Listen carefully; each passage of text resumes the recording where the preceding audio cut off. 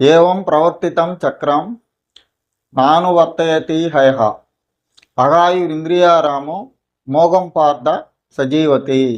ఏవం ప్రవర్తితం చక్రం నానువర్తయతి హయః అఘాయురింద్రియారామో మోఘం పార్థ సజీవతి.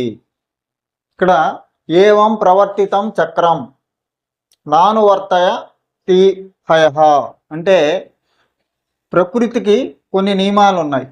ప్రకృతి నియమాల ప్రకారం అంటే చక్రం అంటే సృష్టి చక్రం. సృష్టి చక్రం ప్రకారం ఎవరు నడుచుకోరో, అనువర్తీయత అంటే నడుచుకోరో, అఘాయురింద్రియారామో, అఘాయు అంటే పాప సంబంధమైనటువంటి జీవితాన్ని ఇంద్రియాలకు లోబడి, ఇంద్రియాలు 5 జ్ఞానేంద్రియాలు, 5 కర్మేంద్రియాలు, మనస్సు, ఆ ఇంద్రియాలకు లోబడి మోఘం, మోఘం అంటే వ్యర్థంగా, పార్థ అంటే ఓ అర్జున, సజీవతి అంటే